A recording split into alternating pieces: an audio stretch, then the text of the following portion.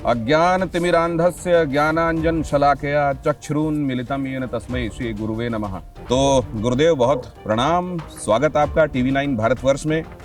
और आज हम सब निश्चित रूप से सौभाग्य महसूस कर रहे हैं, मैं भी, हमारे दर्शक भी, कि आज आपका पावन सानिध्य मिल रहा है। एक शिव पंचाक्षर स्तोत्र का महादेव को जब हम स्तुति और उनका स्मरण करते हैं तो उसमें केदारनाथ जी का स्मरण आता है कि महाद्रिपार्श्वे च तटे रमन्तं सम्पूज्यमानं सततं मुनीन्द्रो सुरासुरैर्यक्षमहोरगाद्यै केदारमीशं शिवमेकमीडे। ये भगवान केदारनाथ जी का पावन धरा है। भगवान बद्रीनाथ विशाल की पावन धरा है। गंगोत्री यमुनोत्री की पावन धरा है। देवभूमि उत्तराखंड हिमालय का द्वार है और उस हिमालय के द्वार से आपके माध्यम से निसंदेह करोड़ों करोड़ जो श्रद्धालु हैं, करोड़ों करोड़ जो हमारे आनंद लेने वाले हमारे अनुयायी हैं, वो निसंदेह कहीं न कहीं अत्यधिक आह्लादित होंगे, सब समझ करके, देख करके, जान करके। निश्चित रूप से अभी मुझे पता चला जब मैं आश्रम में आया कि यहाँ खास तौर से जब सावन करीब होता है तो बड़े बड़े सर्पों का निकलना, नागों का निकलना शुरू हो जाता है, और वो भी बड़े बड़े ही मतलब किसी के लिए बगैर कोई नुकसान किए यहाँ आते हैं, उस दौरान पूजा में सम्मिलित होते हैं और फिर चले जाते हैं। ये कैसे होता है? तो इसका सही अर्थ जब व्यक्ति को इसके समझ में आता है कि हर जीव शिव के समान है, हर जीव शिव के समान है, किसी जीव में किसी प्रकार का कोई भेद नहीं है, और या वो हिंसक प्राणी हो या वो अहिंसक प्राणी हो। जब हम हर जीव से शिवत्व के रूप में उससे प्रेम करेंगे तो निसंदेह वो हमसे प्रेम करेगा। तो आप स्वामी जी, आप वो देख पाते हैं जो सामान्य लोग नहीं देख पाते। सामान्य लोगों के अतिरिक्त भी आपको चीज़ें दिखाई, सुनाई और अनुभूत होती हैं। वैसे में वो क्या चीज़ें होती हैं जो अलग होती हैं, और दूसरे वो आपके लिए कभी कभी परेशानी भी पैदा करती हैं, आप उनके साथ सहज रहते हैं? नहीं, कभी कभी तो निसंदेह परेशानी होती है, पर हमें लगता है हम भी साधारण हैं। गोस्वामी तुलसीदास जी महाराज लिखते हैं, आपको मानस की लगभग बहुत सारी चौपाई याद है। क्षिति जल पावक गगन समीरा पंच रचितयः अधम शरीरा। अग्नि, जल, आकाश, तेज और पृथ्वी, ये 5 तत्व हैं। 5 तत्व से सबका शरीर बना है और उसी 5 तत्व से हमारा भी शरीर बना है। बस महादेव और माँ भगवती, गंगा क्योंकि प्रत्यक्ष माँ है इस पृथ्वी की, इस कली काल की, तो गंगा नीलधारा गंगा है। इसी गंगा, इसी तट पर महादेव ने आकर के लाखों वर्ष पहले हलाहल विष पान करने के कारण महादेव ने आकर इस घाट पर स्नान किया, इसलिए इस घाट का नाम नीलधारा घाट पड़ा। इस घाट का नाम नीलधारा घाट पड़ा। और ये गंगा नीली है, गंगा नीली है। अभी तो क्योंकि बरसात का समय है तो गंगा मटमेली है इस समय, नहीं तो गंगा नीली है। यहाँ अगर हम नवंबर से लेकर के मई तक देखेंगे तो ये गंगा नील गंगा है। और ये जो सामने कुंड देख रहे हैं आप, ये सामने ये मछला कुंड है। गंगा लगभग वहाँ उस जगह पर जहाँ वृक्ष है, अच्छा जी, उस वृक्ष जो बहुत सारे घने वृक्ष हैं, जी, जी, वो मछला कुंड है। अच्छा। रानी मछला, आल्हा की पत्नी रानी मछला, आल्हा उदल वाले, अच्छा, आल्हा उदल, आल्हा देवी जी के परम भक्तों में से, जी। तो आल्हा और उदल दोनों हमारे इस पीठ की शिष्य हैं। अच्छा, दोनों हमारे पीठ के शिष्य हैं। आल्हा तो मैहर की सेवा करते और आल्हा की पत्नी रानी मछला इस कुंड में रह करके माई की सेवा करती है। तो ये कुंड पाताल गंगा कहते हैं इसको, ये पाताल गंगा है।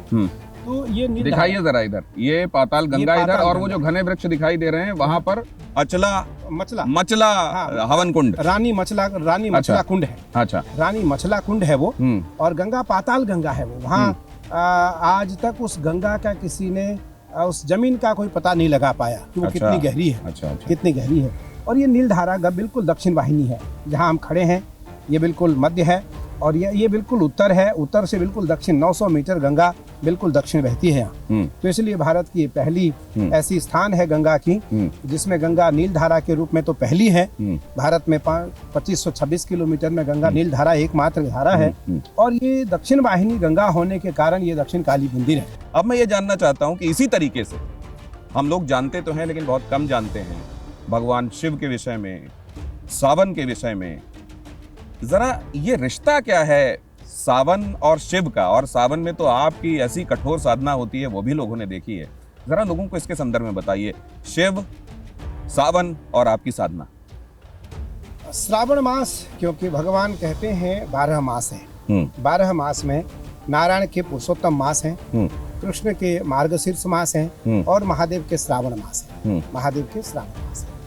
श्रावण मास में महादेव वैसे तो महादेव की पूजा अत्यंत सराहनीय और प्रशंसनीय है, लेकिन हरिद्वार में अगर महादेव की पूजा श्रावण में होती हो जी, क्योंकि भगवान शिव का ससुराल है जी, कनखल जी, कनखल जहाँ आप खड़े हैं ये कनखल है, कनखल है। और कनखल की धरा है आज के लगभग 600-700 वर्ष पहले महाकवि कालिदास जी ने इस गंगा का निरीक्षण किया, गंगा का भ्रमण किया। तो जब पूरी गंगा का भ्रमण किया उन्होंने, तो उन्होंने एक श्लोक लिखा कि गंगा सबसे सुंदर कहाँ है। तो उन्होंने लिखा कि गंगा तीरे बसती कनखले, गंगा तीरे बसती कनखले, कोपी न धरा खल निवसती कनखले। इस गंगा धरा पर बहती तो बहुत राज्यों को पवित्र करती हुई जाती है, लेकिन कनखल क्षेत्र की जो गंगा है ये सबसे उत्तम गंगा है, ये सबसे उत्तम गंगा है। और इस कनखल क्षेत्र में कोई खल निवास नहीं करता है, कनखल क्षेत्र में कोई खल निवास नहीं करता है। कनखले कोपिन बस्तः खलः तस्य कारणेन कनखलः। जिस कनखल में कोई खल न बसता हो उस कारण इस कनखल का नाम कनखल पड़ा, कनखल का नाम कनखल पड़ा। तो गुरुदेव, बीच बीच में पुलिस जिनको पकड़ के ले जाती है, यहाँ कई बार आके होते कुछ और हैं, दिखाते कुछ और हैं, भगवा पहन लेते हैं, फिर पकड़े जाते हैं। जब आधार कार्ड देखा जाता तो पहचान कुछ और निकलती है। ऐसे खल कैसे आने लगे? ये यही गंगा का ये प्रभाव है कि गंगा के गंगा की रेती न लेती न देती। गंगा के तीरे जो आता है उसके थोड़े दिन में अगर वो अच्छा प्राणी है तो भेद खुल जाएगा, सज्जन है, हाँ। तो गंगा उसको अपना लेती है, हाँ। और अच्छा नहीं है तो पुलिस के हाथों चला जाता है। हाँ। तो इसलिए इस सावन के पावन मास में महादेव की जो सेवा है वो महादेव को इसलिए उत्तम अत्यधिक प्रिय है क्योंकि महादेव का मास श्रावण मास है, महादेव का मास श्रावण मास है। वैसे तो भगवान शिव के लिए कहा गया है स्कंद पुराण में और शिव पुराण में कि भगवान शिव कैलासम न परित्यज्य पादमेकम न गच्छति। भगवान कभी भी कैलाश का त्याग नहीं करते, कैलाश पर्वत पर भगवान शिव निवास करते हैं। लेकिन श्रावण मास में भगवान एक रूप से हरिद्वार कनखल में वास करते हैं, हरिद्वार कनखल में वास करते हैं। वैसे तो जो 12 ज्योतिर्लिंग है महादेव सदैव उनमें निवास करते हैं, महादेव सदैव उनमें निवास करते हैं। जैसे सानंद मानंद वने वसंतम आनंद कंदम हृत पाप वृंदम वाराणसी नाथम अनाथनाथम श्री विश्वनाथम शरणम प्रपद्ये। भगवान विश्वनाथ जी काशी विश्वनाथ माँ पार्वती के साथ रहते हैं। बैजनाथ धाम में भगवान शिव पार्वती के साथ रहते हैं। अन्य जो ज्योतिर्लिंग है वहाँ भगवान शिव माँ पार्वती के रूप में अर्घा के रूप में आंशिक रूप से निवास करते हैं। पर हरिद्वार में भगवान स्वयं आकर के अपने साथ माँ पार्वती को ले करके और कनखल में मास पर्यंत निवास करते हैं। तो ये बताइए गुरुदेव कि आज जेन जी की बातें चारों तरफ हो रही हैं। 1996-97 के आसपास जो जिनका जन्म हुआ और उनकी चर्चा इसलिए बड़ी की जा रही है क्योंकि आज वो इतनी ताकत रख रहे हैं कि उनकी बातें सरकार भी अनसुना नहीं कर सकती। उनमें से कई लोग इसमें तर्क ढूंढते हैं बहुत सारी बातों में। ये वाली जनरेशन जो है प्रश्न प्रति प्रश्न बहुत करती है और वही इस तरह के लोग ये भी जानना चाहते हैं कि जब भगवान का हर दिन हर घड़ी है तो फिर विशेष रूप से क्यों टैग कर दिया जाता है श्रावण को या पुरुषोत्तम मास को कि ये इस समय पूजा अगर की जाएगी तो भगवान शिव की या भगवान विष्णु की विशेष कृपा होगी, ऐसा क्यों? श्रीमद् भगवत गीता में भगवान कृष्ण, क्योंकि भगवान कृष्ण के बाद तो कोई भगवान का अवतार हुआ नहीं अभी। भगवान कृष्ण जब धरा पर आए तो भगवान कृष्ण ने कहा कि मैं हाथियों में ऐरावत हूँ। मैं सारे हाथी नहीं, मैं हाथियों में ऐरावत हूँ। मैं घोड़ा में उच्च सर्वा हूँ, मैं सारे घोड़ा नहीं। मैं घोड़ा में उच्च सर्व, मैं नदियों में गंगा हूँ, मैं सारी नदी नहीं हूँ, मैं सारी नदी नहीं हूँ, मैं नदियों में गंगा हूँ, मैं नागों में वासुकी हूँ, मैं सारा नाग नहीं हूँ, सारा नाग नहीं, नागों में वासुकी हूँ, मैं वृक्षों में पीपल हूँ, मैं सारा वृक्ष नहीं हूँ। तो भगवान कहते हैं कि वैसे तो अयम सर्वभूत ही रहता है, कोई ऐसा प्राणी नहीं है जिसमें मैं नहीं हूँ, लेकिन मैं जिन जिन वस्तुओं का नाम ले रहा हूँ, जिन मैं जीवों का नाम ले रहा हूँ, उसमें मैं स्वयं विद्यमान नहीं हूँ, मैं स्वयं हूँ, मैं विद्यमान नहीं हूँ। एक तो होता है मैं विद्यमान हूँ और मैं स्वयं, एक स्वयं हूँ। भगवान कहते हैं मैं वृक्षों में पीपल हूँ और पीपल का ऊर्ध्व, मूल और मध्य, शाखा, पत्ते सब में मैं स्वयं विद्यमान हूँ। भगवान कहते हैं मैं महीनों में मार्गशीर्ष हूँ।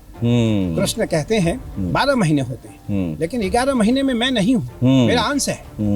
मैं महीनों में मार्गशीर्ष हूँ, मैं महीनों में मार्गशीर्ष हूँ, मासा नाम मार्गशीर्षोऽस्मि, मैं मासों में मार्गशीर्ष हूँ।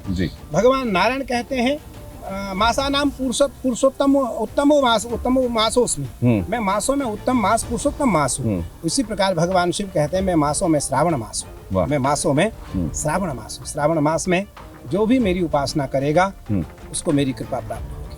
तो ये बताइए कि ये अब जो आज की जनरेशन है वो टैटू भी भगवान शिव के बना रही है, उसकी रील भी महाकाल के गानों पे हम लोग देखने को पाते हैं। ये आज के समय में युवाओं के बीच में भगवान शिव ट्रेंडिंग हो गए हैं या फिर आपको लगता है कि वो फैशन की वजह से ऐसा कर रहे हैं?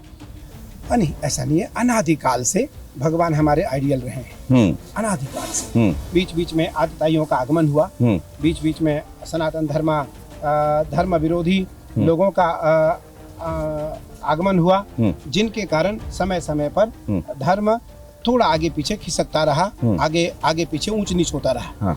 भगवान को सदैव मूर्ति के रूप में हमने पूजा है। भगवान निराकार और साकार है, निराकार और साकार है। अगर हम भगवान को ईशावास्य उपनिषद के माध्यम से देखें, भगवान को द्वैत और विशिष्टा द्वैत भाव में देखें, तो भगवान सदैव निराकार और साकार रूप में रहे। तो जो लोग टैटू बनाते हैं वो भी एक परंपरा हमारी है, अनादिकाल से। अनादिकाल से परंपरा है।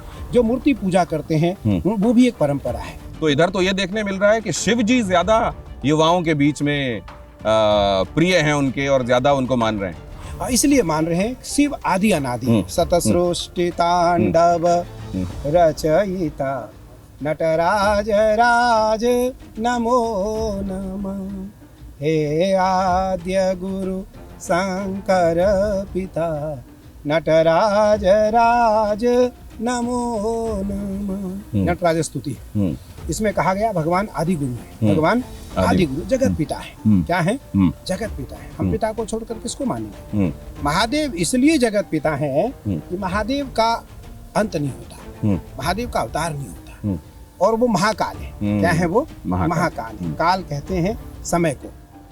लेकिन ये आप ये भी बताइए कि वो सुरों की भी सुन लेते हैं, देवताओं की भी सुन लेते हैं, उधर असुरों की भी सुन लेते हैं, तो महादेव ऐसा क्यों करते हैं? असुरों को वरदान देना बंद क्यों नहीं कर देते? आशुतोष तुम औढ़र दानी, हरहु नाथ तुम दीन जन जानी। वो तो औढ़र दानी। क्या है वो?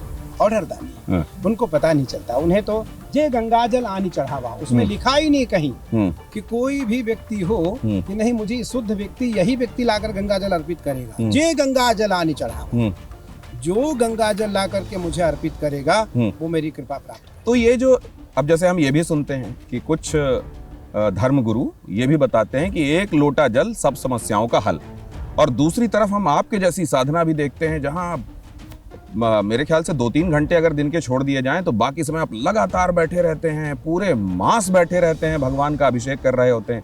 पता नहीं आप ये कैसे करते हैं, लेकिन ये भोलेनाथ को प्रसन्न क्या करता है? एक लोटा जल प्रसन्न करता है या कठोर साधना? भगवान को भाव प्रसन्न करता है। भगवान कहते हैं मुझे जलधारा प्रिय है, भगवान शिव को जलधारा प्रिय है। भगवान नारायण को अलंकार प्रिय है, नारायणः अलंकारः प्रियः। तो भगवान शिव को जलधारा प्रिय है, भगवान विष्णु को अलंकार प्रिय है, भगवान सूर्य को नमस्कार प्रिय है, और ब्राह्मण को मधुर प्रिय है, मीठा प्रिय है। तो 4 देवता हैं इस धरा पर, 4 देवता हैं। भगवान सबसे पहले महादेव हैं। महादेव इसलिए सबसे पहले महादेव का नाम लिया जाता है कि महादेव का आदि और अंत नहीं होता।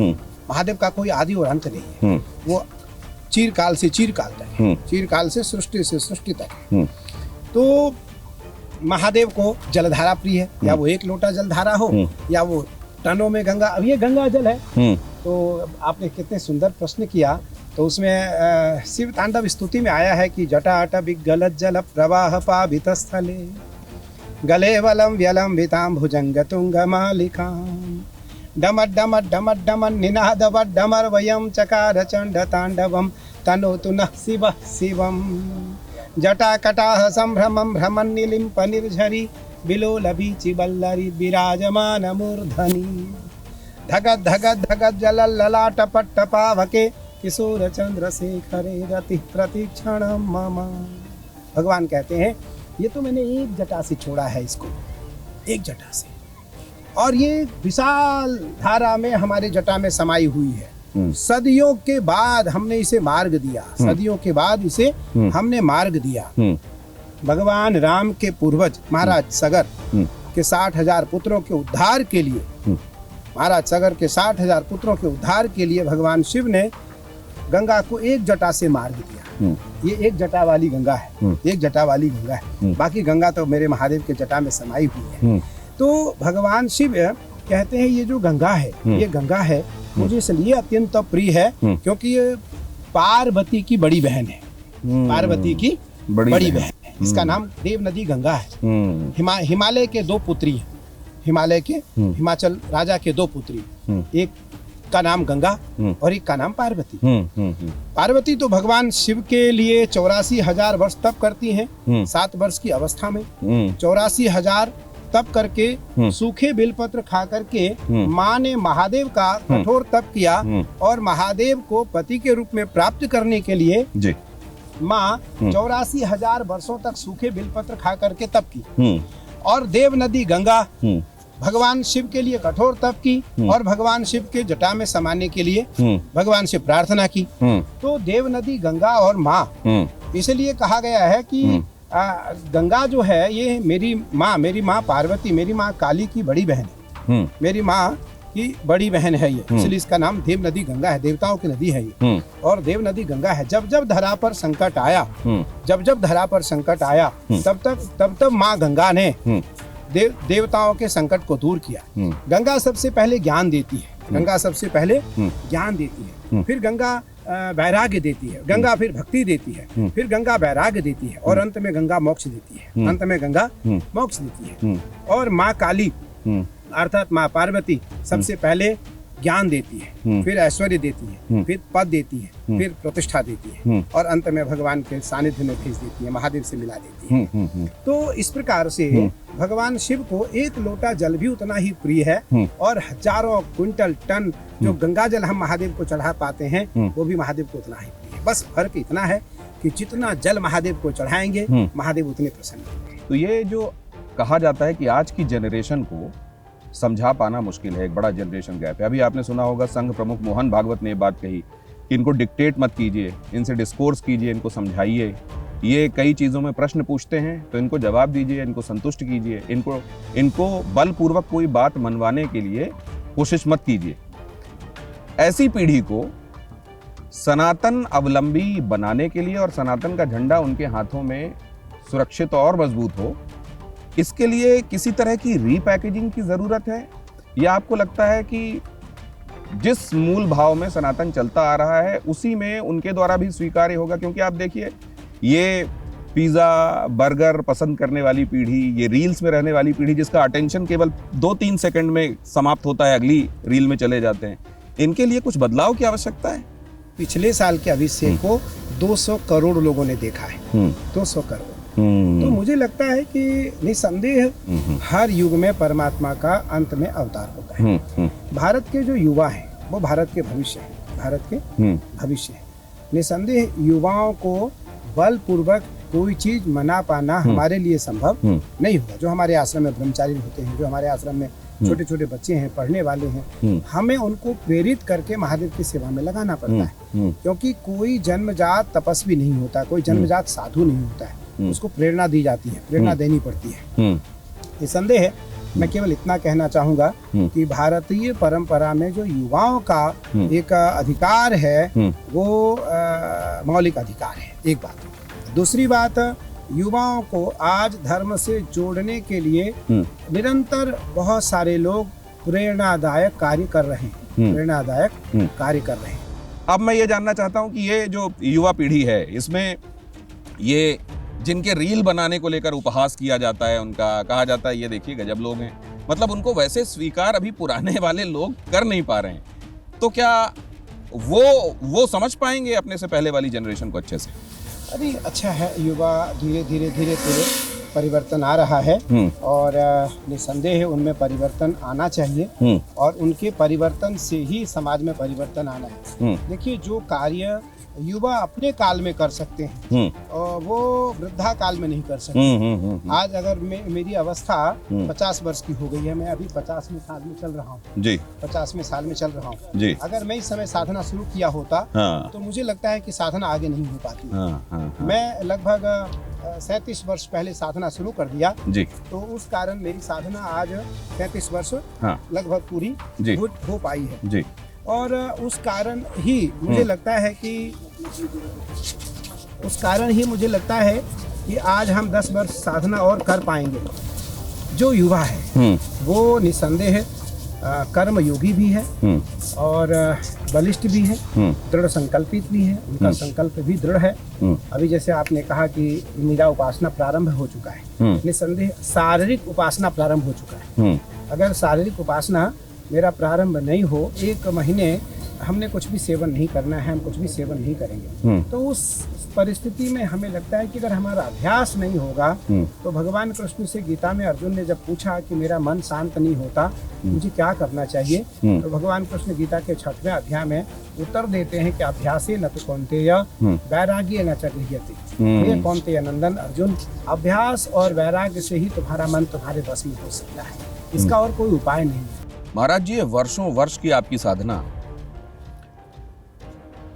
एक कौतूहल और एक उत्सुकता ये है कि आपका साक्षात्कार भगवान से ऐसा हुआ क्या कि आप उनको देख पाएं और उनसे बात कर पाएं? गंगा तरंग रमणीय जटा कलापम गौरी निरंतर विभूषित वाम भागम नारायण प्रिय मनांगमदापारम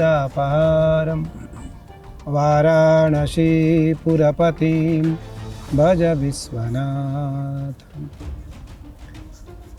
दिनेश भैया, मुझे लगता है कि महादेव का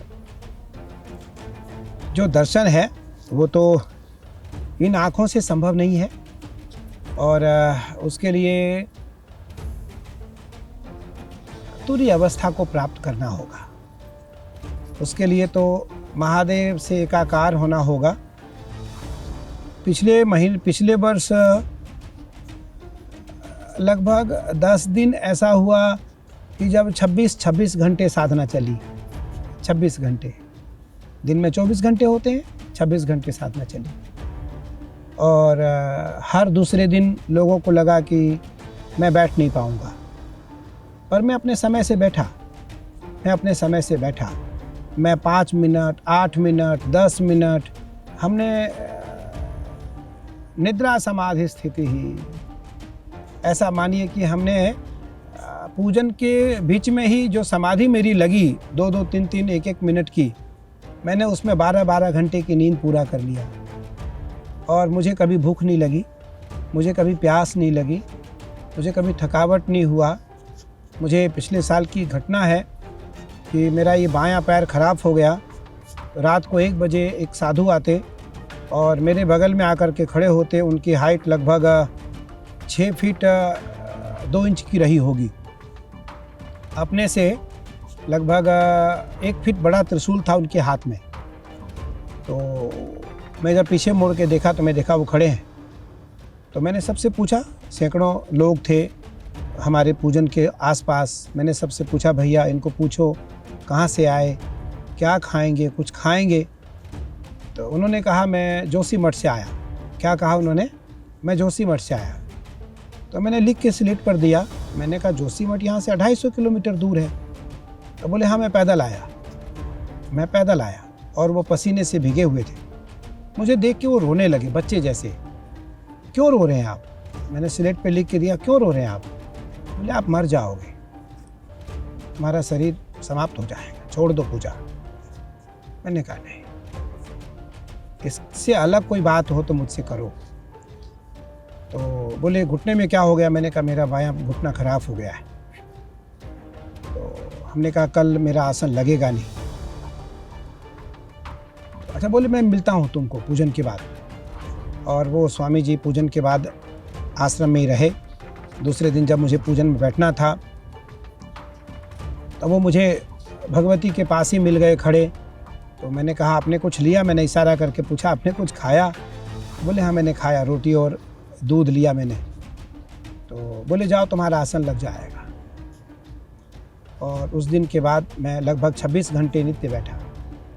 क्योंकि 37-38 साल तो आपको ये करते हुए हो गए, तो आपने किस अवस्था में सीखा और किसने सिखाया आपको ये इतनी कठोर साधनाएं?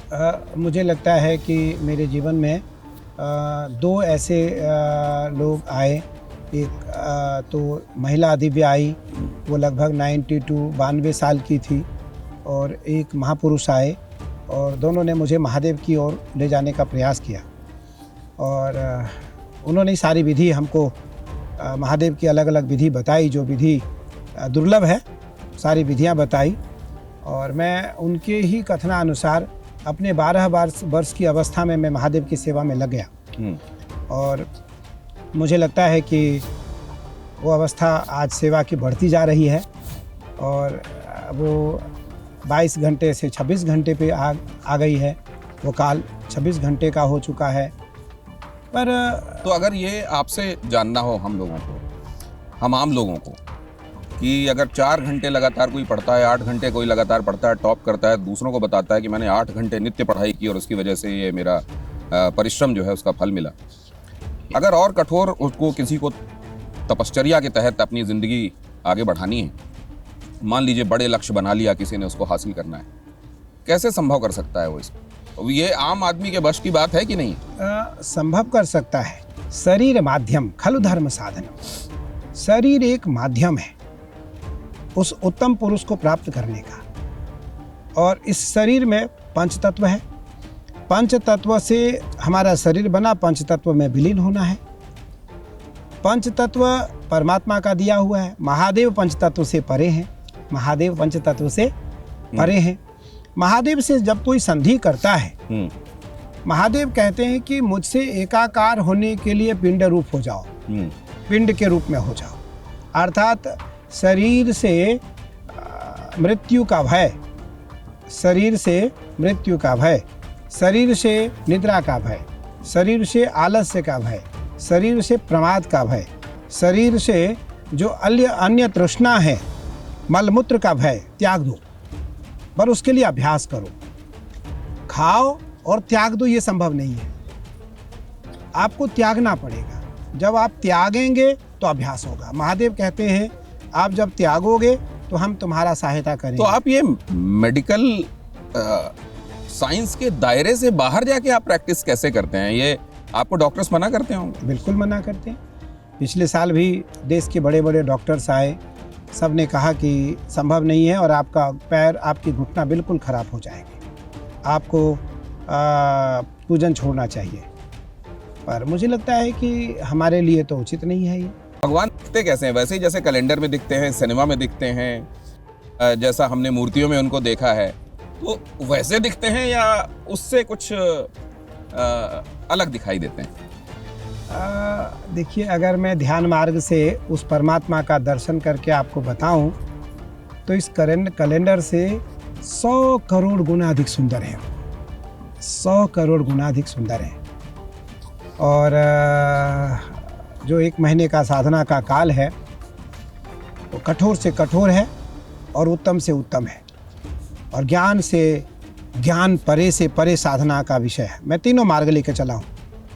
मैं तीनों मार्ग को रखता हूँ पूजन में। सबसे पहले तो उपासना मार्ग है।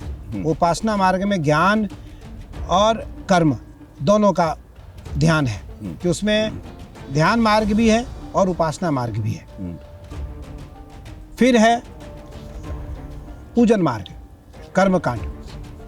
उस कर्म कांड में सामग्री है। भगवान की 3 प्रकार पूजा है। पंचोपचार, सबसे पहले मनसोपचार, पंचोपचार, षोडशोपचार और राजोपचार। तो जो मन वाली पूजा है वो सबसे बड़ी है। बड़े बड़े महापुरुषों ने कहा कि जिसका मन शांत हो गया है वो मुझे प्राप्त कर सकता है, वो मुझे प्राप्त कर सकता है। फिर है मनसोपचार पूजा। फिर है पंचोपचार, केवल धूप, दीप, पुष्प और प्रार्थना, ये 5 चीजें हैं। फिर है 16 प्रकार की पूजा, षोडशोपचार। और फिर राजोपचार। राजोपचार राजाओं से भी ऊपर सामग्री महादेव को अर्पित करने का भाव। भगवान कहते तो हैं आप जब ये सामग्री, क्योंकि आप तो ऐसी बहुमूल्य निधियां भगवान को अर्पित करते हैं, तो ये व्यवस्था कैसे होती है? दूसरा, आपकी पूजा को देखकर बहुत ज्यादा इंफीरियोरिटी कॉम्प्लेक्स भी आ जाता है हम जैसे लोगों में कि जहां भगवान के ऐसे निराले भक्त हैं वहां हम जाके ऐसा कर देते हैं, उससे क्या होगा? नहीं, मैंने कहा ना आपको, भगवान तो भावो मिच्छति देवता, भगवान भाव के भूखे हैं। भगवान जो आज हमारे करोड़ों करोड़ कांवड़िए हरिद्वार में आ रहे हैं, वो यहाँ से जल ले जाकर के महादेव को अर्पित करेंगे। महादेव उसको प्रसन्नता से स्वीकार करेंगे। महादेव प्रसन्नता से स्वीकार करेंगे। जो हजारों हजार लाखों लोग हैं जो गंगा जी का एक लोटा जल उठा करके महादेव को अर्पित करेंगे, महादेव उन पर भी कृपा करेंगे। जो एक काशी खंड का एक श्लोक है, मुझे स्मरण में आ गया कि उसमें लिखा है कि काशी वास निवासी च काल भैरव पूजनम कोटि कन्या महादानम एक बिल्वम शिवार्पणम। एक बिलपत्र। तो फिर आप इतनी बहुमूल्य निधियां, एक आप इसकी व्यवस्था कैसे करते हैं? और ये प्रेरणा कैसे हुई आपको कि क्या क्या चढ़ाना है भगवान? इसके लिए शोध की आवश्यकता है। मैंने कहा ना आपको, इसके लिए ज्ञान की आवश्यकता है। इसके लिए हमें अध्ययन करने की आवश्यकता है। इसके लिए कालिका पुराण, शिव पुराण, इसके लिए केदार खंड, काशी खंड, और इसके लिए महादेव की मानस पूजा स्तुति का अध्ययन करने की आवश्यकता है। तो कहाँ से मंगाते हैं आप ये चीजें भगवान के लिए? मुझे लगता है भारत में सब उपलब्ध है। भारत में हर चीज उपलब्ध है भगवान से संबंधित। जहाँ गंगा उपलब्ध है, सारी औषधियाँ गंगा में है, सारी औषधियाँ समुद्र में है, सारी औषधियाँ हमारी इस वसुंधरा में है। बस केवल एक भाव है इकट्ठा करने का कि मैं महादेव के लिए एकत्रित करूंगा। तो भगवान कहते हैं भावो मिच्छति देवता, भावो मिच्छति देवता। भगवान भाव के भूखे हैं, और जब व्यक्ति का भाव प्रधान होता है तो वस्तु भी एकत्रित हो जाती है। तो आप इतने श्रम के साथ साधना करते हैं, आप किसको मानते हैं कि आपको जिसको देखकर आपको लगा हो कि अरे इनकी साधना कितनी कठिन है? आपको भी मिला कोई ऐसा? निस्संदेह मुझे दिनेश भैया, मुझे याद है काशी में एक बड़े महापुरुष थे, और उनका जीवन प्रातः काल से प्रातः काल तक भगवान के अर्चन में रहता था। तो फिर प्रातः काल से प्रातः काल फिर मतलब उठते ही नहीं थे? उठते नहीं, प्रातः काल से प्रातः काल तक, प्रातः काल से प्रातः काल तक। तो मुझे उनसे भी बहुत सारी प्रेरणा मिली, मुझे उनके साथ भी रहने का अवसर मिला। तो आप जब इस तरह की साधना करते हैं तो शरीर में ऐसा कोई परिवर्तन तो नहीं हुआ जो फिर रिवर्स ना हो सके? ऐसी कोई परेशानी तो नहीं हुई? हुई, बिल्कुल होती है। और हमारे पैरों के अभी जो ये देखिए, हमारी जो बायां पैर है ये ऐसे थोड़ी सी टेढ़ी हो गई है, और ये 2 हड्डियां जो है हमारी बैठने के कारण निकल गई है, लेकिन अभी तो बहुत थोड़ी है। जब सावन में आप हमें सावन के बाद मिलेंगे, 5 दिन बाद, 2 दिन बाद, 3 दिन बाद, तो आपको नाभि से नीचे कोई भी स्किन आपको साफ नहीं मिलेगा। सब गला हुआ मिलेगा, कटा हुआ मिलेगा, फटा हुआ मिलेगा, सबसे खून आ रहे होंगे, रक्त आ रहा होगा। और ये जो हमारा दायां पैर है ये नीचे रहता है, सिद्धासन में बैठते हैं। महादेव का आसन सिद्धासन है, सिद्धासन में बैठते हैं तो आसन बदलते नहीं, आसन हटाते नहीं। तो ये जो कहा जाता है कि अपने आप को तकलीफ दे के भगवान की भक्ति नहीं करना चाहिए, इसको आप सही समझते हैं या आप इसके विरोधी हैं? नहीं, महादेव तकलीफ के बिना कहाँ मिलते हैं? महादेव तो कभी तकलीफ के बिना मिलते ही नहीं।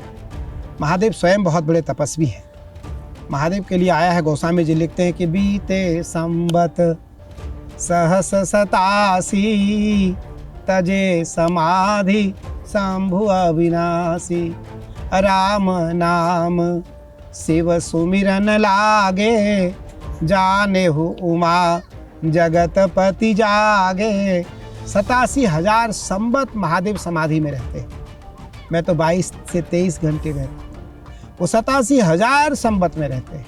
87,000 संबत बाद जब महादेव की समाधि टूटती है तो महादेव के मुख से राम नाम निकलता है। तो निसंदेह महादेव तो तप से प्राप्त होंगे। तो परिवार में तो कई बार वो हो जाता होगा, पार्वती जी नाराज हो जाती होंगी, किस तरह से क्यों कर रहे हैं? गणेश जी आके कहते होंगे थोड़ा टाइम हमको भी दीजिए। हाँ बिल्कुल, कई बार ऐसा है और कई ऐसे प्रकरण बिल्कुल आए कि भगवान शिव जब समाधि से उठते हैं तो माँ सती कहती हैं, हे नंदी, हे भृंगी, हे श्रृंगी, हे कार्तिक, हे गणेश, सब दौड़ के आओ जल्दी, महादेव की समाधि टूट गई। तो इसका अर्थ है उत्सुकता थी माँ के पास कि महादेव की समाधि टूटे और हम उनसे मिलें। लेकिन माँ भी तो परम समाधि में जाने वाली हैं। माँ सती का जब इसी कनखल में शरीर त्याग हुआ और योगाग्नि में जल करके भगवती सती ने अपने प्राण का त्याग किया, तो महादेव को प्राप्त करने के लिए पुनः वो हिमाचल में जाकर के जन्म लेती हैं। और हिमाचल में जन्म लेने के बाद 7 वर्ष की अवस्था में माँ 84,000 वर्षों तक खड़े होकर के हिमालय में सूखे बेलपत्र खा करके महादेव को पति के रूप में प्राप्त करने के लिए तप करती है। कष्ट है जो तप करे कुम्हारी तुम्हारी, भावी हूँ मेट सकहीं त्रिपुरारी। तो फिर ये जो कह रहे हैं गुरुदेव कि शिव जी को तो एक लोटा जल भी पसंद है, लेकिन फिर कठिन साधना को भी वो बड़ा अप्रिशिएट करते हैं। लेकिन मैं एक बात अब ये जानना चाहता हूँ आपसे कि आप जब इस तरीके की कठोर साधना करते हैं और आपके पास सामान्य जन से लेके सत्ता के शीर्ष पर बैठे हुए लोग भी आते हैं आपसे मिलने के लिए, आपका आशीर्वाद लेने के लिए, तो आप क्या देखकर, क्या पात्रता देखकर आप किसी को आशीर्वाद देते हैं या अपने आप को रोकते हैं? क्या सबसे पहले देखते हैं कि ये पात्र है आशीर्वाद दिए जाने के? देखिए दिनेश भैया, मुझे लगता है कि मेरा स्वभाव है महादेव औढ़रदानी है। पहले तो मैं अपनी माँ की कठोर साधना करता हूँ, माँ काली की। माँ महादेव से मिलवाती है, माँ दयालु है, माँ महादेव से मिलवाती हैं और महादेव औढ़रदानी है। तो हमारे आश्रम में छोटे बड़े जितने आने वाले जो लोग हैं, मेरा एकमात्र भाव रहता है कि वो भगवान से जुड़ें, माँ से और महादेव से जुड़ें, वो गंगा से जुड़ें, वो गंगा जल का सेवन करें, वो गंगा जल का आचमन करें, वो गंगा के प्रति नीति रखें, गंगा के प्रति नियम रखें, गंगा के प्रति समर्पण रखें। और छोटे से बड़े जितने लोग आते हैं, हमने कहा ना आपको कि देवम भूत्वा देवम यजेत, वेद का वाक्य है, देवम भूत्वा देवम यजेत। हम उसकी उपासना तभी कर सकते हैं जब हम उसके जैसे बनने का प्रयास करें। तो गुरुदेव वो तो निश्चित रूप से कई लोग ऐसे आते होंगे जिनको सांसारिक उपलब्धियां चाहिए होती होंगी, वो चाहते होंगे कि हमको और सामर्थ्य और ऐश्वर्य मिले। और आज की दुनिया में बहुत सारे लोग ऐसे भी हैं कि आप अगर बदले में ये कहते होंगे कि परोपकार करो, गंगा की सेवा करो, गौ की सेवा करो, तो पता नहीं उनकी कितना इस बारे में इंक्लिनेशन होता होगा। क्या देखा आपने, अनुभव क्या है इस बारे में आप? इस जगह पर जाकी रही भावना, जैसी प्रभु मूरत देखी तिन तैसी। महादेव के उस उपासना काल में बहुत लोग आपको ऐसे मिलेंगे कि जिनकी जो इच्छा रहती है वो महादेव उसको दे देते हैं। मैं तो उस समय केवल आंखों से बात करता हूँ, ना मैं मुस्कुराता, ना मैं हंसता, ना मैं किसी को नमस्कार करता, ना मुझे कोई नमस्कार करता मैं उसका उत्तर देता, ना मैं कोई प्रतिक्रिया करता, ना मुझे कोई छूते, ना मैं आश्रम से बाहर जाता। तो मैं उस समय केवल आंखों से उनके नमस्कार को स्वीकार करके महादेव को अर्पित कर देता हूँ। महादेव ये आए हैं, इनका नमस्कार है, आप इसे स्वीकार कर लो। मेरा मानना है कि उस जगह पर छोटे बड़े जो लोग हैं, सुर नर मुनि सबकी यह रीति, स्वार्थ लाग करे सब प्रीति। सुर नर मुनि सबकी यह रीति, स्वार्थ लाग करे सब प्रीति। कोई ऐसा नहीं है जो बिना स्वार्थ किसी की सेवा करता हो। अच्छी बात है, अगर किसी का कोई स्वार्थ है तो सिद्ध होना चाहिए। और जब सनातन के सर्वोच्च प्रतीकों में से एक भगवान श्री राम के मंदिर में, उनकी जन्मभूमि में बने हुए मंदिर में चढ़ावा चोरी की घटना सामने आई, तो स्वामी जी आपने इसको कैसे देखा? दिनेश जी, हमने तो मुझे ऐसा लगा कि निसंदेह यह भारतीय परंपरा के लिए अच्छा नहीं है, पर मैं आश्वस्त इसलिए हूँ कि इसके केंद्र बिंदु में हमारे भारत के यशस्वी प्रधानमंत्री नरेंद्र मोदी जी हैं। प्रधानमंत्री नरेंद्र मोदी जी की प्रथम प्राथमिकता राम जन्मभूमि है।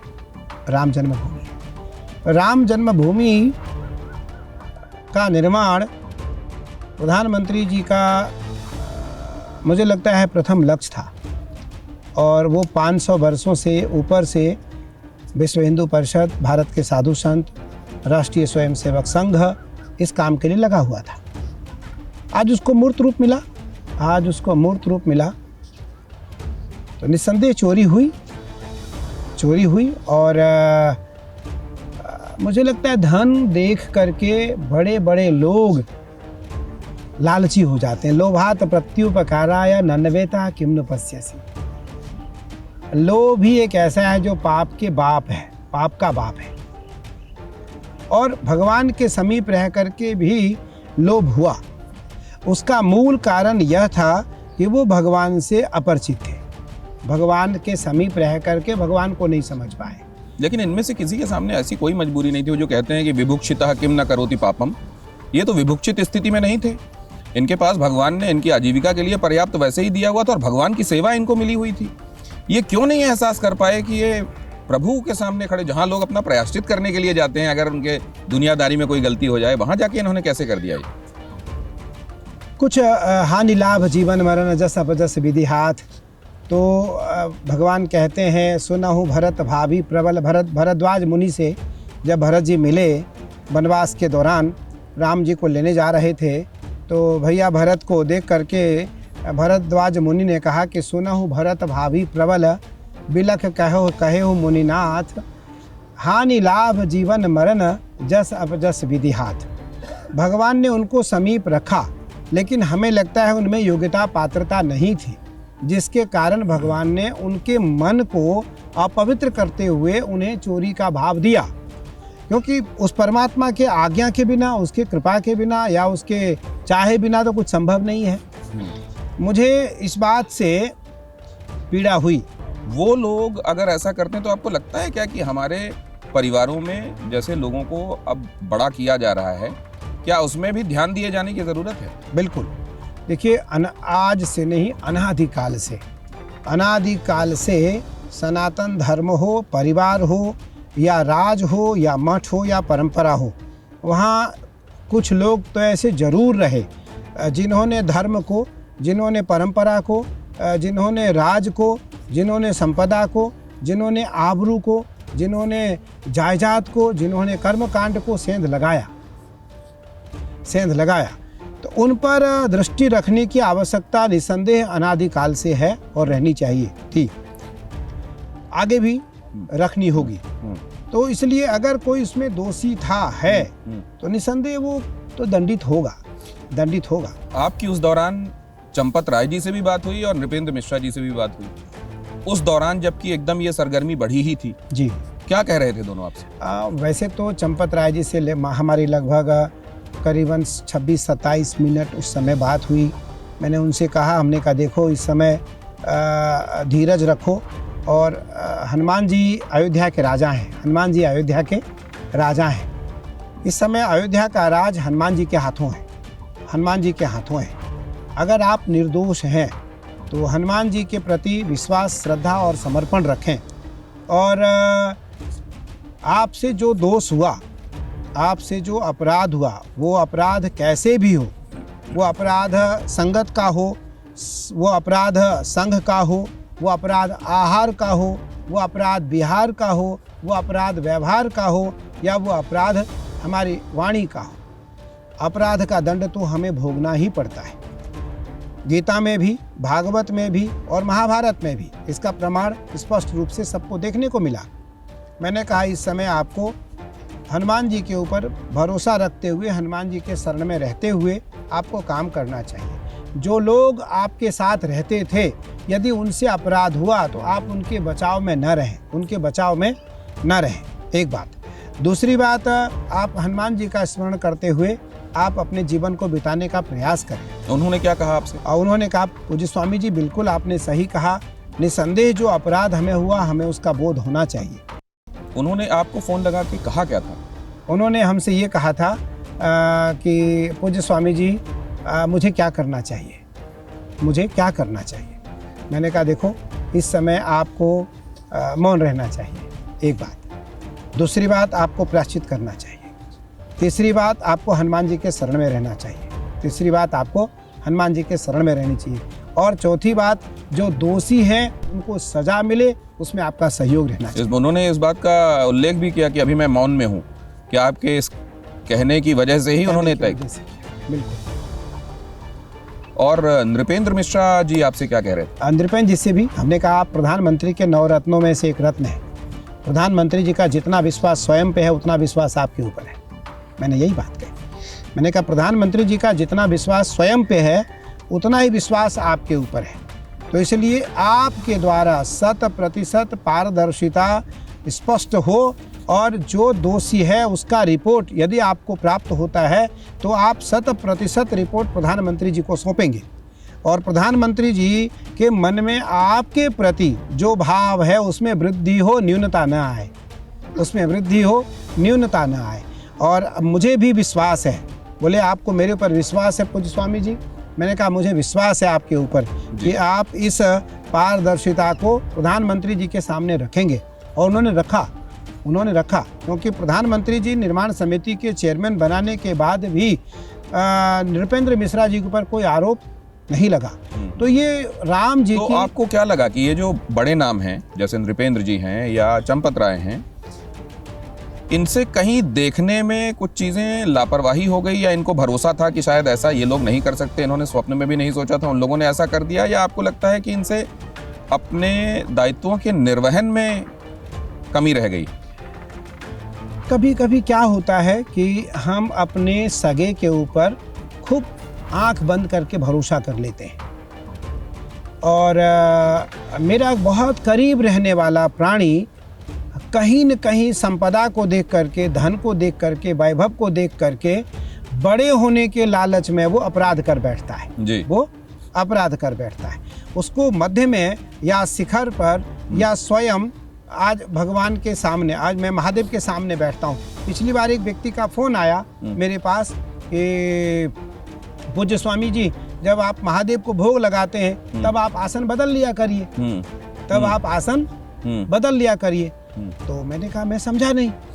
बोले लगभग 50 मिनट से ऊपर आप महादेव को भोग लगाते हैं, उस समय तो कोई होता नहीं अंदर, आप होते हैं और आचार्य होते हैं आपके सहयोगी, एक और भोग लगाने वाले, 3 लोग होते हैं, दोनों आपके होते हैं। मैंने कहा देखो आप भूल कर रहे हैं, मैं जिनके लिए उपासना कर रहा हूँ वो तो अंदर है जी, वो तो अंदर है, जो मुझे देख रहे हैं वो बाहर हैं। अगर मैं आसन बदलूंगा तो महादेव नहीं देखेंगे मुझको, ठीक बात, महादेव नहीं देखेंगे, तो महादेव देखेंगे। इसलिए मेरा आसन अगर बदलना होगा तो मैं जनमानस के सामने बदलूंगा, मैं महादेव के सामने नहीं बदलूंगा। तो अभी जो आप ये व्यवस्थाएं देख रहे हैं जो की गई हैं या की जा रही हैं, सीईओ नियुक्त करने की बात की जा रही है, ठीक दिशा में जा रही है बात? देखिए निसंदेह कोई बड़ा व्यक्ति, सज्जन व्यक्ति, आधिकारिक व्यक्ति, व्यावहारिक व्यक्ति और जिम्मेदारी उठाने वाला व्यक्ति नियुक्त होना चाहिए, एक बात।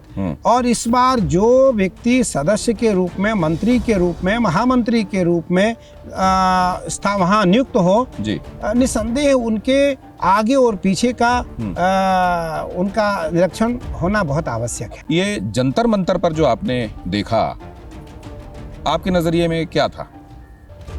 कि मैं युवाओं का समर्थन करता हूँ, पर मुझे लगता है कि जिस तरीके से युवाओं के साथ प्रधानमंत्री और गृह मंत्री जी हैं, वर्तमान की जो सरकार है, सभी को पता है सनातनियों की सरकार है, सनातनियों की सरकार है। और सनातन निरंतर लोगों के निगाहें पे रहे, लोगों की निगाहों पे रहे कि सनातन को ध्वस्त करना है, सनातन को तोड़ना है, सनातन को मरोड़ना है, सनातन को समाप्त करना है अनादिकाल से आज तक, अनादिकाल से आज तक। मुझे लगता है कि कोई भी अगर आपका मांग है, कोई भी आपकी इच्छा है, उसको आप शांतिपूर्वक भी वार्ता कर सकते हैं। लेकिन जो बच्चों के द्वारा, अब बहुत सारे बच्चों को तो पता ही नहीं चला कि क्या था। तो आपको ये लग रहा है कि छात्रों के आंदोलन को कुछ लोगों ने हाईजैक करने और राष्ट्र विरोधी काम करने की कोशिश की? बिल्कुल, कुछ लोगों ने उसका समर्थन किया है और उन लोगों ने समर्थन किया है जो सदैव राष्ट्र तो विरोधी गुरुदेव, फिर अब एक और बड़ा धर्म संकट वाली बात है कि एक तो ये हाईजैक किसने किया और दूसरे ये कि अगर हाईजैक करने वाले लोग वहां मौजूद थे, और एक शर्त ये है जो कि सरकार ने मान भी ली है कि किसी भी व्यक्ति के ऊपर इस दौरान अगर कोई धाराएं लगी हैं, केस दर्ज किया गया है, तो वो हटाया जाए। तो आपको लगता है क्या कि राष्ट्र विरोधी लोग बच जाएंगे इसमें? प्रधानमंत्री जी और सरकार से बच्चों ने मांग किया कि धर्मेंद्र प्रधान की इस्तीफा हुई। बच्चों पर जिन पे देशद्रोह का मुकदमा लगा वो मुकदमे ख़त्म हो। जो बच्चे इन नीट परीक्षा पेपर लीक होने के कारण जिन्होंने आत्महत्या की, उनको मुआवजा दिया जाए। सरकार तीनों बात को मानी। लेकिन इसमें मैं वो कह रहा हूँ कि जो भारत के पास बड़ी बड़ी एजेंसियाँ हैं, या वो आईबी हो, रॉ हो, या वो भारत सरकार के साथ जो गुप्त उनकी एजेंसियाँ हैं, और अपने तरीके से वो जरूर जांच कराएं। लेकिन गुरुदेव, ये भी कहा जाता है कि सरकार के सामने जब भी कोई बात जायज़ तरीके की रखी जाती है तो हमेशा सरकार की तरफ से कुछ लोग ये कहने लगते हैं कि देखो इसमें राष्ट्र विरोधी शामिल हैं, ये राष्ट्रद्रोही हैं, इनमें कुछ शरारती लोग हैं। उनका कहना ये है, जो दूसरा पक्ष है, कि अगर ऐसे लोग हैं तो उनको चिन्हित करके अभी तक सज़ा क्यों नहीं दी गई? इसी पर देखिए सरकार क्या है। हमें आपको पता है कि सरकार, वर्तमान की सरकार बहुत ही धार्मिक है, बहुत ही धार्मिक है। मैं बिना पक्षपात किए मैं ये बात बताने में एक पल भी संकोच नहीं करूंगा कि ये सरकार बहुत धार्मिक है। तो ये हाईजैक किसने किया होगा, आपको क्या लगता है? अनादिकाल से धर्म विरोधी लोग धरा पर आते रहे। अच्छा। धर्म विरोधी लोग धरा पर आते रहे। आज जो वर्तमान की सरकार है ये अत्यंत धार्मिक सरकार है, और इस सरकार के साथ मेरा जो व्यवहार होना चाहिए वो निसंदेह सरल, सहज और सौम्य होना चाहिए। लेकिन सरकारों के बारे में तो कहा जाता है कि उनको धार्मिक ना होकर सेकुलर होना चाहिए। सेकुलर भी रहे, लेकिन मैं तो लगभग भारत को छोड़ करके बहुत सारे देशों में जाता रहता हूँ। मुझे लगता है कि वहाँ आप अपने धर्म की स्वतंत्रता है, अपने धर्म की स्वतंत्रता है, लेकिन आप जिस देश में या जिस राज्य में जा रहे हैं, उस देश में या उस राज्य की कोई भी धर्म विरोधी बात आप नहीं करेंगे। कोई भी देश आप चले जाएं, तो या वो मुस्लिम देश हो या वो क्रिश्चियन देश हो, आप कहीं जाएं, दो ही लोग हैं, या तो मुस्लिम है या क्रिश्चियन है। भारत ही एक ऐसा देश है कि भारत में रह करके कोई भारत माता को डायन कहता है, कोई भारत गंगा को साधारण पानी कहता है, कोई राम को काल्पनिक कहता है, कोई कृष्ण को छलिया कहता है, कोई महादेव की पूजा को कोई ढोंग बताता है, और उपासना को कोई ऐसा आडंबर बताता है। ये भारत ही एक ऐसा है जहाँ हर प्रकार के लोग समाहित हैं। तो कम से कम भारत का जो प्रधानमंत्री है, भारत का जो राजा है, वो तो कम से कम भारतीयता की बात करे। शंकराचार्य जी की फौज के तौर पर अखाड़े जाने गए। अभी अखाड़ों के बीच में भी कहीं कहीं विभाजन की और मनमुटाव की, मतभेद की खबरें आ रही हैं। इसको आप कैसे देख रहे हैं? और अविमुक्तेश्वरानंद जी ने जो ये कहा कि जो शंकराचार्य जी की फौज होती थी, अब उसी के कई लोग ऐसे हैं जो हमारे संदर्भ में अनर्गल बयानबाजियां करते हैं। इसको आप कैसे देखते हैं? देखिए, अखाड़ा सदैव, अखाड़ा का अर्थ है कि भारतीय परंपराओं को बचाने के लिए युद्ध करता रहे, या वो मुगल शासन से लेकर के ब्रिटिश काल तक। जब भी कोई भारत में समस्या आई, भारत पर संकट आया, जब भारत की फौज उस काम को नहीं कर पाई तो नागाओं ने उस काम को किया। इतिहास गवाह है, नागाओं ने उस काम को किया, नागाओं ने मोर्चा संभाली। तो अखाड़े आपस में भिड़ते रहते हैं, लड़ते रहते हैं, लेकिन जब कोई धर्म की बात आएगी तो अखाड़ा एक है, अखाड़ा एक है। अखाड़े की परंपरा में जो शंकर परंपरा है, क्योंकि हम सब शंकर के उपासक हैं, हमारे मूल में शंकर हैं, मूल में शंकर हैं। हमारे अखाड़े के आराध्य देवता अलग अलग हैं। जैसे मैं निरंजनी पीठाधीश्वर हूँ, तो हमारे जो निरंजनी के आराध्य देवता हैं वो कार्तिक हैं। जूना के जो आराध्य देवता हैं वो दत्तात्रेय हैं। तो महानिर्वाणी के जो आराध्य देवता हैं वो कपिल हैं। आवाहन के जो आराध्य देवता हैं वो गणेश हैं। मुझे लगता है आदि गणेश हैं। अग्नि के जो आराध्य देवी हैं वो भगवती गायत्री हैं। तो मूल में तो सबके महादेव हैं, मूल में सबके महादेव हैं, आराध्य में सबके अलग अलग देवता हैं। शंकराचार्य की परंपरा निसंदेह अखाड़े की परंपरा रही, अखाड़ा शंकराचार्य की परंपरा रही। अखाड़े को स्वायत्त स्वभाव देखने को लगा कि शंकराचार्य एक समय में अखाड़े को कहीं न कहीं उतना ध्यान नहीं दे पा रहे हैं अखाड़े के लिए जितना ध्यान उनको देना चाहिए था। जब आदि जगत गुरु शंकराचार्य नहीं रहे, फिर अखाड़ों ने तय किया और अखाड़ों ने अपने अपने आचार्य को नियुक्त किया। ठीक है, आचार्य को नियुक्त किया, क्योंकि आचार्य आचरति इति आचार्य, शंकरम आचरति इति शंकराचार्य, आचार्यम आचरति इति आचार्य। व्याकरण की दृष्टि से अगर हम इस जगह पर देखें तो जिसका शंकराचार्य जैसे, शंकर जैसे जिसका आचरण हो वो शंकराचार्य है। आचार्य प्रवृत्ति जैसा जिसका आचरण हो वो आचार्य है, वो आचार्य है। तो इसलिए हमारे यहाँ आचार्य को देव कहा गया है, आचार्य को देव कहा गया है, शंकराचार्य को देव कहा गया है। तो ये रविंद्रपुरी जी के बीच में और दुर्गादास जी के बीच में जो हो रहा है, इसको आप कैसे देखते हैं? देखिए, जो अखिल भारतीय अखाड़ा परिषद है, क्योंकि मैं तो इस परिषद में रहा लगभग करीबन 16 वर्ष मैं इस परिषद में रहा, और मैं एक भारत का पहला आचार्य हूँ जो अखाड़े के सचिव से आकर के आचार्य बना।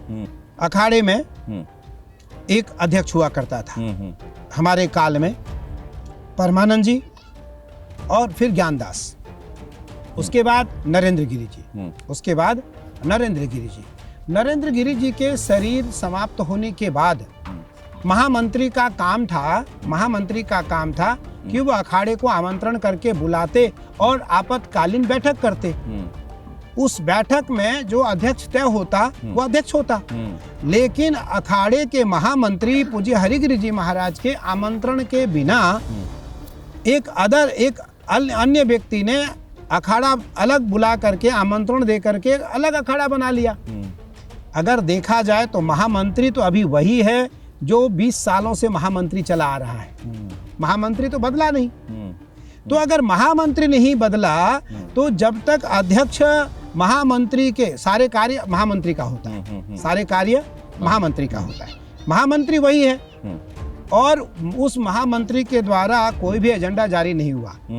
तो इसलिए मुझे लगता है कि जिस अखाड़ा परिषद अध्यक्ष की मैं बात कर रहा हूँ वो परिषद आज भी कटु सत्यता पूर्वक 100% सत्य परिषद यही है जिस परिषद में हरिगिरि है, जिस परिषद में हरिगिरि है।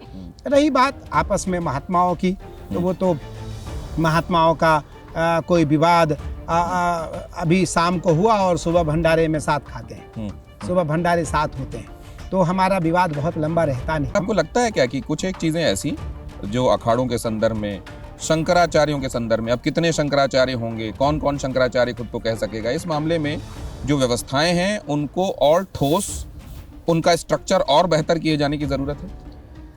देखिए, निस्संदेह मान्य तो अब जैसे आचार्य है, भाई मैं ये कह सकता हूँ कि मैं निरंजनी अखाड़े का मान्य आचार्य हूँ। निरंजनी अखाड़ा भारत के इतिहास में सबसे बड़ा अखाड़ा है, शास्त्र में भी, प्रमाण में भी और कागज में भी, सरकार के गजट में भी सबसे बड़ा अखाड़ा है। सबसे बड़ा अखाड़ा निरंजनी है जी। भारत में आज भी जितने बड़े साधु हैं वो सब निरंजनी अखाड़े से निकल करके आए, निरंजनी अखाड़े से निकल करके आए। अब अगर कल एक व्यक्ति आकर के खड़ा होकर ये कह दे कि मैं भी निरंजनी का आचार्य हूँ, तो कह तो स्वतंत्र है आदमी, कह कोई भी सकता है, पर मान्यता तो नहीं है।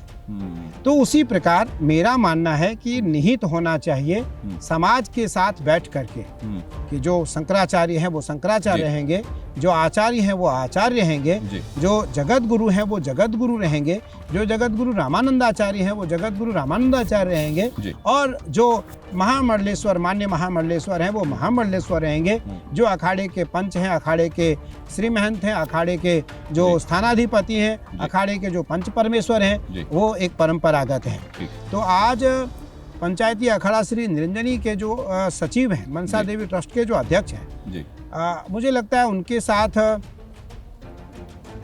बहुत सारे अखाड़े ऐसे हैं जो टूट टूट करके आ गए, क्योंकि मुझे लगता है कि अखाड़ा आपस में जो भी कुछ थोड़ा विवाद है वो विवाद बहुत लंबा कभी नहीं चलता, वो बहुत लंबा विवाद नहीं चलता, और हमारी विवाद जो है वो सदैव वाणी की है, मन से नहीं है। अब एक बात और मैं जानना चाहता हूँ, कांवड़ क्योंकि अब फिर शुरू होगी, कई बार जब ये कंपैरिजन करने की कोशिश की जाती है कि अगर इनको सरकारी एक तरीके से मदद, संरक्षण और केयर मिलती है तो नमाज के संदर्भ में सरकार एंटी क्यों कई बार परसीव होती है, इसको लेकर आपका नजरिया क्या है? देखिए, मुझे लगता है कि भारत में 30-40 वर्षों से नमाज को कहीं नहीं रोका गया। ये रोड पे पढ़ते थे, और ईद के दिन, बकरीद के दिन ऐसा होता था कि रोड के रोड जाम रहते थे, और सरकार ने कभी इन पर कोई प्रतिक्रिया नहीं, सरकार ने कभी कोई एक्शन नहीं लिया। आज भी मुझे लगता है कि इनको नमाज पढ़ने के लिए कहीं कोई ऐसे प्रतिबंध नहीं है कि ये नमाज यहाँ नहीं पढ़ेंगे, बस सार्वजनिक जगह पर नहीं पढ़ेंगे। भारत सनातनियों का देश है, भारत सनातनियों का देश है, भारत गंगा ऋषि और कृषि का देश है, भारत ऋषि और कृषि का देश है, भारत गंगा और सनातन परंपरा का देश है, भारत मठ और मंदिरों का देश है, भारत सनातन संस्कृति मौलिक सिद्धांतों का देश है, भारत गंगा यमुना सरस्वती कावेरी कृष्णा गोदावरी नर्मदा सरस्वती मंदाकिनी भागीरथी अलकनंदा का देश है। ये निस्संदेह हम सबको समाहित करते हैं, पर भारत देश इनका है, भारत देश इनका है। लेकिन फिर भी आप रहते हो, भारत माता की जय करो, तिरंगा को नमस्कार करो। तिरंगा, हम तो कहते नहीं आप भगवा को नमस्कार करो, तिरंगा को नमस्कार करो। तो वो लोग जो कहते हैं कि नमाज गलत है सड़क पर, लेकिन कांवड़ का समूह में निकलना और इसकी वजह से ट्रैफिक बाधित होना, ये सही है? नहीं, बिल्कुल सही नहीं है। लेकिन आप, देश किसका है? मैंने कहा ना, आप आज दुबई चले जाइए, आप आज यूएई चले जाइए, आप आज कतर चले जाइए, आज आप अबू धाबी चले जाइए। अभी मैं दुबई एक कार्यक्रम करने के लिए करीबन 7 महीने पहले, 8 महीने पहले गया, अनुमति नहीं मिली, नहीं दिया अनुमति। लेकिन ये जब हम कहते हैं देश किसका है, तो ये कहा जाता है कि संविधान के हिसाब से देखिए तो ये मठों का भी देश है, मंदिरों का भी देश है और मस्जिदों का भी देश है। अब मुझे लगता है कि भारत में मस्जिद कब आया? 1900 साल हुए, 1900 साल हुए, 100 150 साल के हमारे यहाँ आज महात्मा जीवित हैं। 116-17 साल होकर के हमारे गुरुजी गुजरे। 37 वर्ष, 50 साल में 37 वर्ष मुझे महादेव की सेवा करते हो गया। तो अगर मुझे कोई कहे कि महादेव की सेवा मैं आपको सिखाऊंगा, तो वो वही सिखा सकता है जो 50 साल किया होगा, मुझे वही बता सकता है जो 60 साल किया होगा, या फिर वही मुझे बता सकता है जो महादेव से जुड़ा होगा। मेरा मानना है कि भारत परंपरागत सनातनियों का देश है। फिर भी कोई कांवड़ किसी भी प्रकार से किसी अदर हिंदू के साथ कोई किसी प्रकार की अभद्रता नहीं करते। मैं उस समय मौन रहता हूँ, लेकिन मैं इतना ज़रूर कह सकता हूँ कि कोई कांवड़िए आपस में तो ये लड़ते हैं, पुलिस के साथ इनकी भिड़त हो जाती है, मीडिया वाले के साथ ये भिड़ जाते हैं। जुडिशरी, पिछले साल श्रावस्ती यूपी की बात है, वहाँ श्रावस्ती में एक जिला जज थे मेरे शिष्य, उनके साथ इनका मारपीट हो गया, उनके गनर को इन्होंने मार दिया, उनके ड्राइवर को मार दिया, पर मुझे नहीं लगता इन्होंने आज तक किसी अदर हिंदू को मारा। नहीं, मुझे ये लगता है कि उसमें भी ये जो घटनाएं हैं इसको लेकर सामूहिक रूप से कांवड़ यात्रा को लेकर धारणा नहीं बनाई जा सकती। मुझे लगता है उन कांवड़ यात्रियों में भी कुछ लोग ऐसे होते हैं जो इस तरह की घटनाओं को अंजाम देते हैं, क्योंकि मैंने खुद उस दौरान रिपोर्टिंग की है जब कांवड़िए जा रहे होते हैं। और बड़ी श्रद्धा और बड़ा उनमें समर्पण देखा है। और मैंने देखा कि उस दौरान वो बल्कि और इस तरह की दुनियादारी से और दूर ही रहते हैं। लेकिन एक बात मैं आपसे और जानना चाहता हूँ कि ये श्रावण के दौरान इस बार क्या विशिष्ट संयोग आप देख रहे हैं? जैसे कहा जा रहा है कि इस बार नाग पंचमी जिस दिन है उस दिन सोमवार भी है। इसको लेकर भी धारणाएं हैं कि 5 सोमवार हो तो कैसा श्रावण माना जाता है, 4 सोमवार हो तो कैसा माना जाता है। इस बार क्या विशेष है और लोग क्या करें इस दौरान? देखिए, जो 4 सोमवार हैं और सोमवार क्योंकि चंद्रवार है, महादेव का प्रिय वार है। वैसे तो पूरा श्रावण महादेव का उपासना का काल है। पूरे श्रावण में महादेव का उपासना का काल है। लेकिन सोमवार के दिन यदि महादेव को कोई गंगा जल, महादेव को कोई गैया का दूध, महादेव को कोई अखंड चावल, 2 चावल, या तो पीत चावल या श्वेत चावल महादेव को अर्पित करता है और महादेव के सामने बैठ करके ओम नमः शिवाय का जप करता है। ओम नमः शिवाय का जप करता है। गंगा का तट हो, तीर्थ हो, देवालय हो और या फिर कोई ज्योतिर्लिंग हो, वहाँ करोड़ गुना उसका फल है, करोड़ गुना उसका फल है।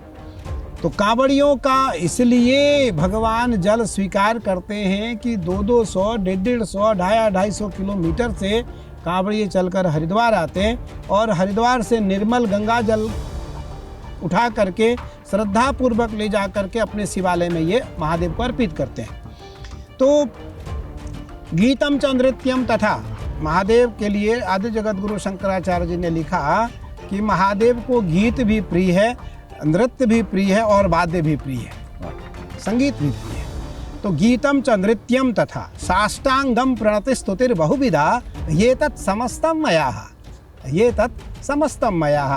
भगवान कहते हैं इसके बाद जो डंडे के समान मेरे सामने लेट जाता है, मैं स्वयं अपने हाथों से उसको उठाता हूँ, मैं स्वयं अपने हाथों से उसको उठाता हूँ। रही बात एहसास की, भगवान देखने की वस्तु नहीं है, एहसास की वस्तु है। भगवान की अनुभूति होगी आपको, भगवान आपके अनुभव में आएंगे। अगर आज भगवान नहीं होते तो मुझे 37 वर्षों से जीवित कौन रख रहा था, कौन रख रहा है? हम पानी तो पीते नहीं, हम तो पानी पीते नहीं।